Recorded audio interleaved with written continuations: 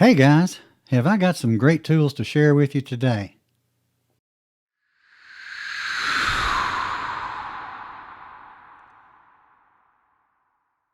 Welcome to CorelDRAW Techniques. My name is John Allred. Welcome to another CorelDRAW Quick Tour. Today we're going to dive into the Shape Tool Flyout. Alright, let's take a look at the Shape Tool Flyout. If you've used CorelDRAW for any length of time, you've used the Shape Tool. But have you taken time to look at the other tools underneath? Some pretty interesting ones.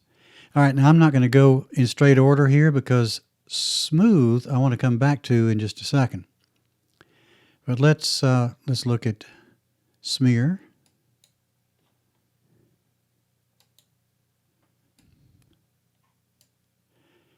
If you'll notice, when I click and drag,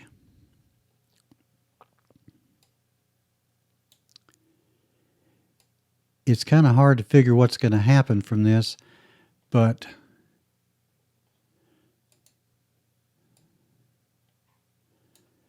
you can get some effects out of this. All right. If you pull from the inward out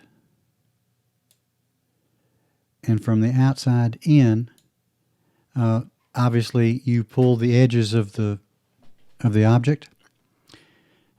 If you pull from right next to the edge, you get a smaller shape than you do if you go from farther away. Let's look at the next one. The Twirl Tool is really interesting. If you take the Twirl Tool and click on a node, any node, and hold it down, then you'll notice that it starts to twirl. You can control the direction of the twirl up here and also control the rate. So let's pull this down, get a faster rate, 76 maybe. All right, now I'm going to click on this one again, and that's making that twisty. Now if you go on the edge, instead of just the end like this, if you go on the edge, it's going to make a new node if it doesn't find one underneath. So there we go. And those are twirls. Next, we have a tract. Now, a tract also is dependent on how close to the edge it is. Okay, let me click on that. When I get up close to the edge and I click and hold, it's going to pull that inside, pull that to the inside. If I go to the outside of the line, click and hold, it's going to pull that one outward. Now that's dependent on the size, of course. I'm at 0.5 inches right now. Let's make it 1 inch. Go down to another corner here. Let's pull outward. You see it makes a bigger pull on the object. Next, we have Repel, and it does just the opposite. So it's going to push that object in. If I do it again, it's going to push it in even farther. That's kind of an interesting effect. Oh, I like that. All right, so let's look at smudge.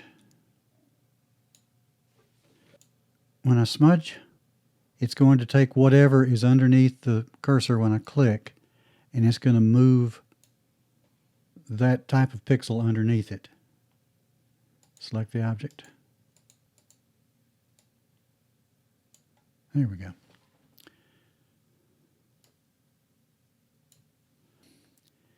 Now the next one I like a lot. This is Roughen. Let me select that object. Now when I go around the edge of this, it's going to make the edge really rough. Let me zoom in on that to show you what it is. Okay, that's what it's doing. Now, the reason I didn't show you smooth a while ago is because smooth can have an effect on this. See how it's taking all of those out? So you could actually reverse that effect with smooth. Smooth also works on other. Go back to smooth. And if you'll notice, smooth will remove nodes and round off what's there. So it's kind of an interesting one too. Let's see what it does on a swirl, on a twirl. Yeah, that's almost reversing the twirl.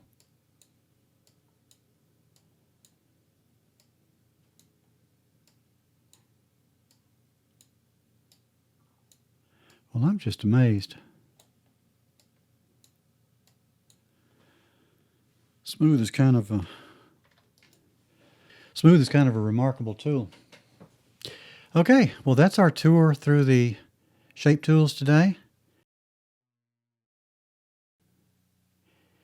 If you found the information in this video to be useful, I hope you'll take a second to click on the like button down below and also to click on the subscribe button.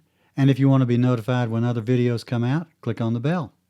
Thanks so much for joining me today, and I hope to see you in the next video.